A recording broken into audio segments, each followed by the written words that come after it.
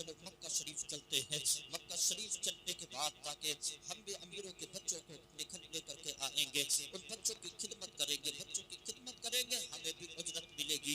جب ہمیں اجرت ملے گی, ہاں ہم کھانے کے لیے سامان خرید کر کے لے کے آئیں گے, ہم پینے کے لیے پانی لے کر کے آئیں گے. حضرت حلیمہ رضی اللہ تعالی عنہا اپنی اونٹنی کی طرف کو بڑھتی ہے, اس اونٹنی کی طرف کو حضرت حلیمہ بڑھتی ہے, اس اونٹنی کی طرف کو حضرت حلیمہ بڑھتی ہے کہ جو اونٹنی بھوک کی وجہ سے لاغر ہو چکی تھی, جو اگر چلتی تھی اس کے قدم لڑکھڑا گیا کرتے تھے, اگر اونٹنی چلا کرتی تھی بھوک کی وجہ سے اس کے اندر اتنی ہمت نہیں تھی کہ وہ چل سکتی تھی, ہاں پیاس کی وجہ سے اتنی ہمت نہیں تھی کہ وہ اونٹنی سوار کو لے کر کے چل سکتی تھی. حضرت حلیمہ نے اونٹنی کی نکیل کو پکڑا ہے, نکیل کو پکڑنے کے بعد حضرت حلیمہ نے شوہر سے کہا تھا آپ بھی اس اونٹنی پہ سوار ہو جائے تاکہ مکے کی طرف کو ہم بھی روانہ ہو جائے, ہم بھی اس اونٹنی پر سوار ہو کر کے مکے کے امیروں کے یہاں جائیں گے, اور مکے کے امیروں کے یہاں سے جا کے وہ بچے لے کر کے آئیں گے, اور جب بچے ہم لے کر کے آئیں گے ان بچوں کی ہم خدمت کریں گے, بچوں کی خدمت کریں گے, ان کی خدمت پر ہمیں اجرت ملے گی. جب اجرت ملے گی ہم کھانے کے لیے سامان لے کر کے آئیں گے, ہم پینے کے لیے پانی لے کر کے آئیں گے. اللہ کی عزت کی قسم حضرت حلیمہ چلنے لگی ہے, اب اونٹنی اتنی طاقت نہیں اس اونٹنی کے اندر کہ دو سواروں کو لے کر کے مکے کی طرف کو روانہ ہو سکتی تھی. جیسے حلیمہ کہتی ہے آؤ اس اونٹنی پر بیٹھ کر کے چلتے ہیں, حضرت حلیمہ کے شوہر نے کہا تھا حلیمہ اس کے اوپر کیسے بیٹھ کر کے جا سکتے ہیں, اس کے اندر اتنی طاقت نہیں ہے کہ دو سواریوں کو لے کر کے سفر کر سکے, اس کے اندر اتنی طاقت نہیں ہے تاکہ یہ دو سواریوں کو لے کر کے مکے کی سرحد و سیما تک پہنچ جائے. تب حضرت حلیمہ کے شوہر نے کہا تھا حلیمہ تم اس اونٹنی پر بیٹھ کر کے جانا ہے اور میں مکے کی طرف کو پیدل چلوں گا. ساتھ قبیلے کی عورتیں اور بھی ساتھ چل رہی ہے, کچھ دور تک ساتھ چلی تھی, اور کچھ دور ساتھ چلنے کے بعد حضرت حلیمہ پیچھے رہ گئی ہے. حلیمہ کے ساتھ کی عورتوں نے کہا تھا اگر حلیمہ کے چکر میں ہم رکیں گے ٹائم بہت ہو جائے گا, حلیمہ کی اونٹنی بڑی طاقت ہے, حلیمہ کی اونٹنی کے قدم لڑکھڑا رہے ہیں, اگر اس کی وجہ سے ہم رکیں گے ہمیں ٹائم ہو جائے گا. حضرت حلیمہ کے ساتھ کی عورتوں نے کہا تھا او عورتوں چلو حلیمہ بات میں آتی رہیں گی, اس سے پہلے مکے میں جا کر کے ہم امیروں کے بچوں کو لے لیں, امیروں کے بچوں کو جا کر کے لے لیں. یہ کہہ کر کے نکلی ہے حضرت حلیمہ واپس, حضرت حلیمہ آرام سے چل رہی ہے, حضرت حلیمہ نہیں چل رہی ہے ہاں تاکہ ان عورتوں کے سواری کے ساتھ سفر کر سکے. حضرت حلیمہ پیچھے پیچھے ہے, مکے کی طرف کو ساتھ قبیلے کی عورتیں نکل چکی ہے, ان سے حضرت حلیمہ سے پہلے پہنچ چکی ہے. حضرت حلیمہ کے ساتھ کی عورتوں نے جا کر کے مکے کے امیروں کے دروازوں کو کھٹکھٹایا تھا, اور دروازوں کو کھٹکھٹانے کے بعد جتنے امیر بچے تھے ان بچوں کو لے لیا تھا, ان بچوں کو لینے کے بعد ساتھ قبیلے کی طرف کو واپس ہونے لگی ہے. حضرت حلیمہ رضی اللہ تعالی عنہا مکے کی طرف کو بڑھ رہی ہے. مکے کی طرف دہلیز پر جب حضرت حلیمہ پہنچی تھی, حضرت حلیمہ نے جا کر کے کیا دیکھا تھا امیروں کے یہاں بچے نہیں ہے, امیروں کے یہاں بچے پہلے اٹھا لیے گئے ہیں, دودھ کے لیے بچوں کو لے کر کے جایا گیا ہے. حضرت حلیمہ جب مکہ دروازوں پر آ گئی ہے واپس, حضرت حلیمہ نے شوہر سے کہا تھا شوہر امیروں کے بچے تو ساتھ قبیلے کی عورتیں لے کر کے پہلے پہنچ چکی ہے, اب مکے کے امیروں کے یہاں کوئی بیٹا نہیں ہے, کوئی بیٹی نہیں ہے, آخرکار اس کو ساتھ لے کر کے جائے. جب اتنا سنا تھا آسوان نے کہا تھا حلیمہ جاؤ, جانے کے بعد کوئی غریب کا بچہ مل جائے تاکہ اسے لے کر کے چلے جائے, خالی جانے سے تو بچہ لے کر کے جانا اچھا ہے. اتنا سنا تھا حضرت حلیمہ رضی اللہ تعالی عنہا پہنچتی ہے, کہاں پہنچتی ہے جو بچہ یتیم ہے, کہاں پہنچتی ہے جو ابھی دنیا میں آیا نہیں ہے, وہ یتیم ہو چکا ہے. حضرت حلیمہ نے حضرت آمینہ کے دروازے کو کھٹکھٹایا تھا, دروازہ جیسے کھٹکھٹایا ہے اندر سے آواز آئی, کون؟ کہا کہ میں سات قبیلے کی رہنے والی حلیمہ ہوں. کہا حلیمہ کیسے آنا ہوا ہے؟ حضرت حلیمہ کہتی ہے ہاں میرا آنا ہوا ہے, امیروں کے دروازے پر پہنچی تھی, امیروں کے یہاں کوئی بچہ نہیں ملا ہے, امیروں کے دروازوں پر پہنچی تھی, امیروں کے یہاں کوئی بچہ نہیں ملا ہے. سوچا ہے کہ سات قبیلے کی طرف کو واپس جانے سے تو اچھا ہے کسی کے غریب کے بچے کو لے لیا جائے. حضرت حلیمہ نے آمینہ سے عرض کیا تھا, حضرت آمینہ کہتی ہے حلیمہ میرا بیٹا تو مالدار نہیں ہے, آج کل اس کے سر سے آیا اس کے باپ کا اٹھ چکا ہے, یہ بچہ تو یتیم ہے اسے لے کر کے جانا چاہتی ہو. اور اتنا حلیمہ نے سنا تھا, حلیمہ نے کہا تھا ابھی رکو, شوہر سے پوچھ کر کے آتی ہو. حضرت حلیمہ نے آ کر کے شوہر سے کہا تھا امیروں کے دروازوں پر کوئی بچہ نہیں ملا ہے, ہاں ایک غریب بچہ ضرور ہے. اور شوہر نے کہا تھا ایسا غریب بچہ ہے, کہا کہ یتیم ہو چکا ہے, دنیا میں آنے سے پہلے وہ بچہ یتیم ہو چکا ہے. حضرت حلیمہ اس بچے کے داستان سناتی چلی جا رہی ہے. حضرت حلیمہ کے شوہر سنتے چلے جا رہے ہیں. آخرکار جب کہا تھا حلیمہ نے, شوہر سن تو صحیح, ہاں وہ بچہ یتیم ضرور ہے لیکن اس کے چہرے کو دیکھ کے اور اس کے گھر سے واپس آنے کو من نہیں کرتا ہے. ہاں جب اس کے چہرے کو دیکھا دل یہ چاہتا تھا اس بچے کے قدموں پر اپنی جان قربان کر کے واپس چلی جاؤں. حلیمہ رضی اللہ تعالیٰ عنہ کہتی ہے بچے کا نظر کیا پڑی ہے, ہاں اس بچے کی میں دیوانی بن گئی تھی. محبت سے بولنے سبحان اللہ, اور ذرا لہک کے بول دو یا رسول اللہ. ایک اچھا سا ماحول بنا لے تاکہ آنے والا ہمارا مہمان آپ کے یہاں سے جا کر کے بھی تعریف کرے. اور اس جلسے میں مصطفیٰ کے مہمان بن کر کے آئے ہو, اور جب مہمان جس کے یہاں بن کے جاتے ہیں نا تو مہمان نوازی ضرور پوری کر کے آتے ہیں. ہاں تو ان کا صدقہ کھاتے ہیں, ذرا محبت سے بول دو یا رسول اللہ. اور ذرا ایک اچھا سا ماحول بنا لیں اپنے نبی کے نام پر بولیں یا رسول اللہ. حضرت حلیمہ نے شوہر سے کہا تھا اس بچے کو دیکھ کر کے میں دیوانی ہو گئی ہوں, جی چاہتا ہے اس کے قدموں پر اپنی جان کو قربان کر دوں. حضرت حلیمہ کہتی ہے ہاں ایسا میں نے آج تک کائنات میں بچہ نہیں دیکھا ہے, آج تک میں نے پورے 7 قبیلے میں بچہ نہیں دیکھا ہے. ہاں امیروں کے دروازے پر مکے میں پہنچی ہوں لیکن ایسا حسین و جمیل بچہ نہیں دیکھا ہے. شوہر نے اتنا سنا تھا, شوہر نے سننے کے بعد کہا تھا ہاں حلیمہ چلو اس بچے کو لے کر کے چلتے ہیں. اللہ کی قسم حضرت حلیمہ پہنچی ہے. حضرت حلیمہ رضی اللہ تعالیٰ عنہ مصطفیٰ کو گود میں لیا ہے, اور مصطفیٰ کو گود میں لینے کے بعد جیسے چلی ہے حضرت آمینہ نے حضرت حلیمہ کے دامن کو پکڑا تھا, اور دامن کو پکڑنے کے بعد کہا تھا حلیمہ بچے کو لے کر کے تو جا رہی ہو, ہاں لیکن اس بچے کی کوئی اجرت نہیں,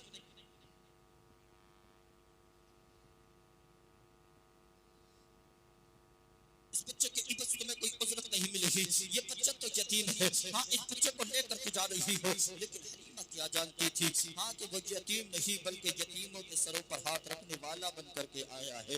ہاں اس حضرت حلیمہ کو کیا معلوم تھا ہاں کہ وہ یتیم نہیں بلکہ بیواؤں کا سہارا بن کر کے دنیا میں تشریف لے کر کے آئے ہیں. ہاں سرکار دو عالم صلی اللہ تعالیٰ علیہ وسلم کو حضرت حلیمہ نے لیا ہے, اور حضرت حلیمہ جیسے واپس چلنے لگی ہے, ہاں واپس حضرت حلیمہ چلنے لگی ہے. حضرت حلیمہ جیسے واپس چلنے لگی ہے اپنی سواری تک پہنچتی ہے, سواری پر پہنچتی ہے حضرت حلیمہ. حضرت حلیمہ سواری پر پہنچنے کے بعد حضرت حلیمہ سواری پر بیٹھی ہے, سرکار کو سواری پر بٹھایا ہے, اور سرکار کو سواری پر بٹھانے کے بعد حضرت حلیمہ نے شوہر سے کہا تھا اور شوہر اس سواری پر بیٹھو تو صحیح, ہاں تاکہ اس سواری پر سوار ہو کر کے ہم اپنا سفر طے کر سکیں. حضرت حلیمہ سے اتنا سنا تھا, حضرت حلیمہ کے شوہر نے کہا تھا بتا تو صحیح جب ہم 7 قبیلے سے نکلے تھے تب اس اونٹنی کے اندر اتنی طاقت نہیں تھی, ہاں تاکہ ہم دونوں لوگوں کو یہ سوار کر کے صبر کر سکے, لیکن اب پتا تو صحیح اس مکے کی طرف سے جب جا رہے ہیں اس کے اندر اتنی طاقت کہاں سے آ گئی ہے, ہاں تاکہ یہ 2 سواریوں کو سوار کر کے کرا سکے. اتنا سننے کے بعد حضرت حلیمہ نے کہا تھا آؤ بیٹھو تو صحیح. حضرت حلیمہ کے شوہر نے کہا تھا ہاں یہ ہماری اونٹنی لاگر ہے, ہاں یہ ہماری اونٹنی لاگر ہے, کھانے کی وجہ سے بھوک کی وجہ سے اس کے قدم لڑکھڑا رہے ہیں, ہم کیسے اس کے اندر بیٹھ کر کے جا سکتے ہیں, اس میں بیٹھ کر ہم سفر نہیں کر سکتے ہیں. اتنا سنا تھا, اتنا سننے کے بعد حضرت حلیمہ نے کہا تھا وہ دیکھ تو صحیح ہاں اس سواری کو جب یہ آئی تھی بھوک کی وجہ سے لاگر تھی, بھوک کی وجہ سے چل نہیں سکتی تھی, لیکن آج اس کی پیٹھ پر کوئی اور نہیں بلکہ نبیوں کا امام تشریف فرما ہے. آج اس کی پیٹھ پر کوئی اور نہیں بلکہ وہ کو ہنسانے والا پیٹھ پر تشریف فرما ہے. ہاں آج اس اونٹنی کا کمال نہیں ہے بلکہ سوار کا کمال ہے. آپ بیٹھ تو صحیح, شوہر بیٹھا ہے, اونٹنی چلنے لگی ہے, اور جیسے اونٹنی چلی ہے اللہ کی قسم اونٹنی کا چلنے کا انداز یہ تھا جس سے ہوا چلتی ہے, اونٹنی ہوا سے بات کرتی چل رہی ہے. حضرت حلیمہ رضی اللہ تعالیٰ عنہ میرے سرکار صلی اللہ تعالیٰ علیہ وسلم کو اس اونٹنی کو بٹھا کر کے سفر کر رہی ہے, اونٹنی ہوا کی طرح چل رہی ہے. حضرت حلیمہ رضی اللہ تعالیٰ عنہ لے کر کے جیسے گزرتی ہے सात कबीले की औरत जो कई क्रॉस पहले सफर कर चुकी थी, हजरत हलीमा रज़ी अल्लाह ताला अन्हा के साथ, हजरत हलीमा रज़ी अल्लाह ताला अन्हा उनके साथ चल रही है। अब हजरत हलीमा की ऊँटनी हवाओं की तरफ चल करके उनकी सवारियों के पीछे छूट जाती है, जिसके साथ की औरतों की नजर पड़ी थी। साथ की औरतों ने देखा था ये तो हलीमा नजर आती है, हलीमा मालूम होती है। हाँ, तो कुछ औरतों ने कहा था ये ऐसा कैसा हो सकता है, हलीमा की ऊँटनी तो लागती भूख की वजह से कमजोर थी, चल नहीं सकती थी। हाँ, हजरत हलीमा की ऊँटनी हमारी सवारी से पहले सात कबीले तक कैसे पहुंच सकती है? तब औरतों ने कहा था सही से देखो तो सही, ये और नहीं बल्कि सात कबीले की रहने वाली हलीमा है। हाँ, हलीमा को आवाज लगाई गई है। हजरत हलीमा के साथ की औरतों ने आवाज लगाई, हलीमा सुनो तो सही। हजरत हलीमा ने पीछे घूम करके देखा है और घूमने के बाद कहा था बताओ क्या कहना चाहती हो? कहा कि हलीमा क्या ऊँटनी बदल करके आ गई हो, क्या सवारी बदल करके आ गई हो? क्या मामला है? जब तुम इधर से गई थी तुम्हारी ऊँटनी के अंदर इतनी ताकत नहीं थी हाँ कि वो सफर कर सकती थी, वो की वजह से लागर हो चुकी थी, कदम उसके लड़खड़ा रहे थे। बताओ तो सही फिर क्या हुआ क्या है?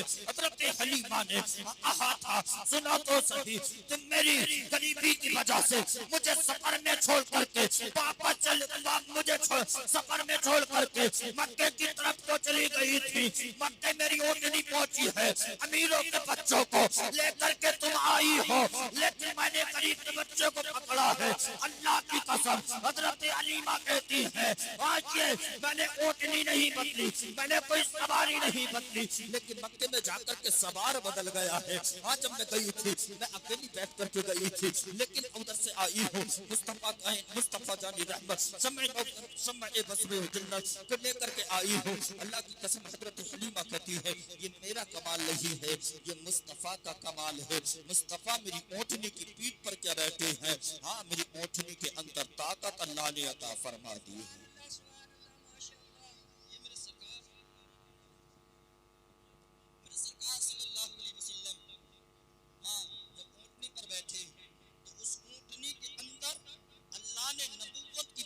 इतनी ताकत अता फरमा दी हाँ कि वो ऊँटनी हवाओं से बात करते हुए चल रही थी।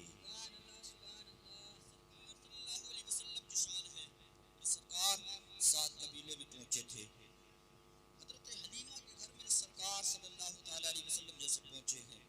हजरत हलीमा के घर का हाल ये था कि चरागा हजरत हलीमा के घर में नहीं था। सरकार का पहुंचे नूर की किरणें हजरत हलीमा के घर में आने लगी।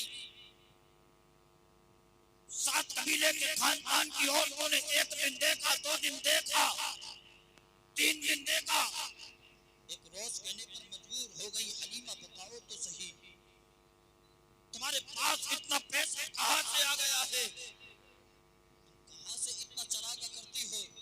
हम अपने घर के चरागा को बंद करके सोचे लेकिन तुम्हारे घर पूरी रात रोशनी हुआ करती है, तुम्हारे घर पूरी रात रोशनी हुआ करती है। अल्लाह की कसम जैसे हजरत हलीमा से इतना कहा गया था, हलीमा ने साथ की औरतों के हाथ को पकड़ा था और कहा था चलो मेरे घर के अंदर चलो, हाँ मेरे घर के अंदर चलो। जाकर के देखा तो हलीमा के यहाँ कोई चराग नहीं जल रहा था, हजरत हलीमा के यहाँ कोई टोप नहीं जल रही थी, हजरत हलीमा के यहाँ कोई बल्ब नहीं जल रहा था। फिर साथ की औरतों ने पूछा था हलीमा बता तो सही तेरे घर में तो चराग भी नहीं चल रहा है, बता तो सही कि रोशनी कैसी है? हाँ, हजरत हलीमा ने सरकार को हाथ में लिया है और सरकार को हाथों में लेने के बाद साथ की औरतों के सामने आई है और कहा था ये चराग नहीं, हाँ बल्कि इस चराग के नूर से अल्लाह रोशनी अता फरमा दिया करता है। हाँ, हजरत हलीमा ने कहा था तुम क्या जानती हो, हाँ मक्के के अमीरों के बच्चों को ला करके उजरत की इबादत लेकर के आई हो, लेकिन मैं उजरत की बिना पर नहीं बल्कि मैं कायनात के दुल्हा को अपनी गोद में लेकर के आई हो।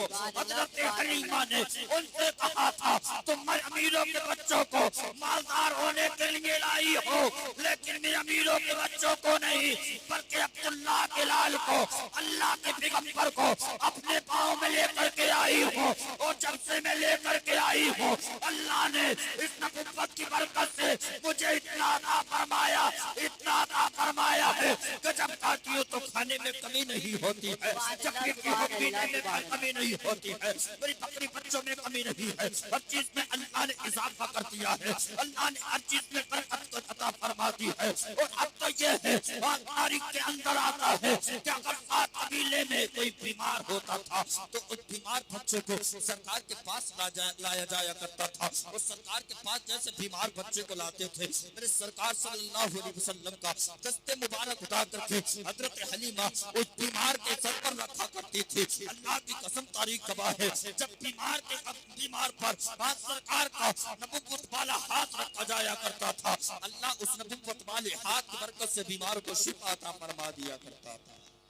سبحان اللہ سبحان اللہ، نعرے تکبیر، نعرے رسالت، سرکار کی آمد، دلدار کی آمد، مسلک اعلی حضرت، عشق محبت عشق محبت، بستی بستی کریا کریا، نعرے تکبیر، نعرے رسالت، سبحان اللہ سبحان اللہ۔ سات قبیلے کا تاریخ نقشہ بدل گیا تھا۔ سرکار صلی اللہ علیہ وسلم جب سات قبیلے کے اندر پہنچے ہیں، سات قبیلے کا حال یہ تھا کہ جیسے سورج غروب کی طرف کو ہوا کرتا تھا، سات قبیلے کی بیٹیاں اپنے بچوں کو لے کر کے چوراہوں پر آ کر کے تذکرہ کیا کرتی تھی، ذکر کیا کرتی تھی، ایک دوسرے کو دکھایا کرتی تھی، دیکھو میرا بابو بڑا لاجواب ہے، دیکھو میرا بابو بڑا حسین و جمیل ہے۔ ہاں ایک روز سات قبیلے کی بچیاں اپنے اپنے بیٹوں کو، کوئی بھائیوں کو، کوئی بچوں کو لے کر کے چوراہے کی طرف کو نکلی تھی۔ ہاں سرکار صلی اللہ علیہ وسلم کو حضرت شیبہ لے کر کے نکلی ہے، حضرت شیبہ حضرت پیارے نبی صلی اللہ علیہ وسلم کو لے کر کے نکلی ہے۔ جب مکہ کے چوراہے پر ذکر کیا گیا تھا، کوئی کہہ رہی تھی میرا بابو بڑا لاجواب ہے، کوئی کہہ رہی تھی میرا بھائی بڑا لاجواب ہے، کوئی کہہ رہی تھی میرا بیٹا بڑا لاجواب ہے۔ حضرت شیبہ نے کہا تھا او بتا تو صحیح، تمہارے بیٹے کے اندر، تمہارے بابوؤں کے اندر، تمہارے بھائیوں کے اندر ایسی کون سی خصلت ہے جس کی وجہ سے تم اپنے بابوؤں کو لاجواب بتا رہی ہو، تم اپنے بھائیوں کو لاجواب بتا رہی ہو، اپنے بیٹوں کو لاجواب بتا رہی ہو۔ کوئی کہہ رہی تھی میرا بابو بڑا لاجواب ہے، اللہ نے میرے بابو کو بڑا نور عطا فرمایا ہے۔ کوئی کہہ رہی تھی میرے بابو کے جیسا کوئی نہیں ہے، کوئی کہہ رہی تھی میرے بھائی کے جیسا کوئی نہیں ہے۔ تب حضرت شیبہ نے سرکار کے چہرے سے کپڑے کو ہٹا کر کے کہا تھا او قبیلے کی بیٹیوں، اپنے بابوؤں کو حسین و جمیل بتانے والی جو، اپنے بھائیوں کو حسین و جمیل بتانے والی جو، اپنے بیٹوں کو حسین و جمیل بتانے والی جو، میرے بابو کا کوئی جواب نہیں۔ کہا کہ تیرے بابو کے اندر ایسی کون سی خاصیت ہے؟ حضرت شیبہ نے کہا تھا میرے بابو کے اندر خاصیت پوچھنا چاہتی ہو؟ میرے بابو کا حال تو یہ ہے، اگر چاند کی طرف کوئی اشارہ کرتے چاند کے تو ٹکڑے میرا بابو کر دیا کرتا ہے۔ میرا بابو اگر سورج کی طرف کوئی اشارہ کرتے میرا بابو ڈوبتا ہوا سورج کو واپس پلٹا دیا کرتا ہے۔ میرے بابو کو اللہ نے وہ طاقت عطا فرمائی ہے،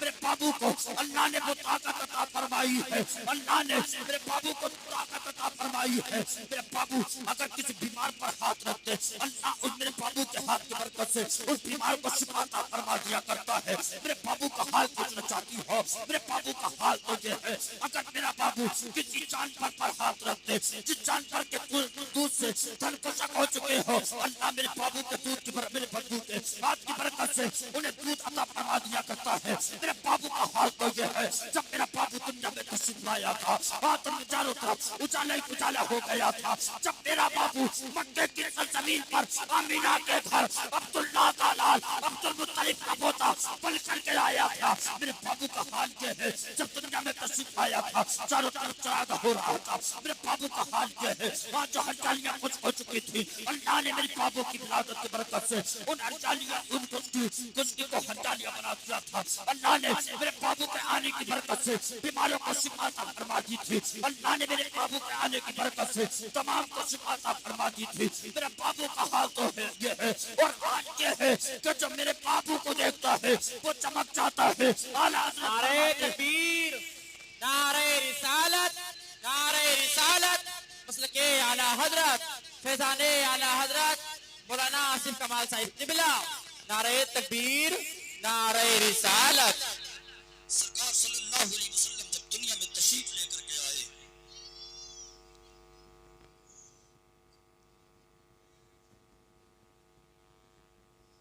جب میرے سرکار دنیا میں تشریف لے کر کے آئے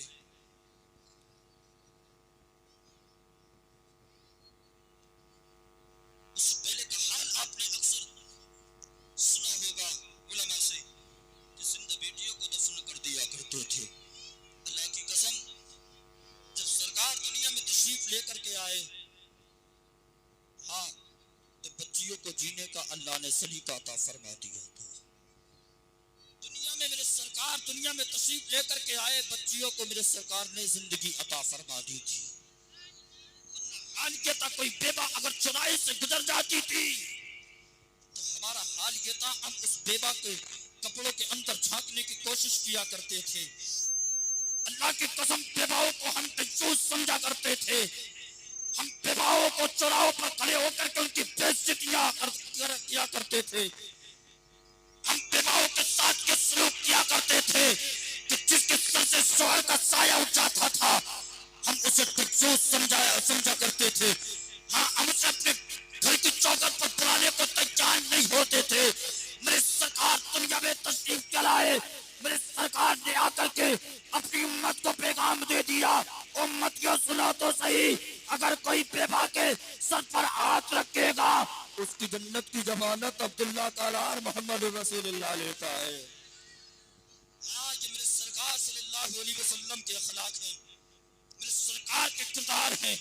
آج ہمارا حال یہ ہے, اگر ہمارے پڑوس میں کوئی قریب ہو ہم پیٹ بھر کے کھانا کھا لیا کرتے ہیں, ہم اس قریب کی طرف کو پلٹ کر کے نہیں دیکھا کرتے ہیں.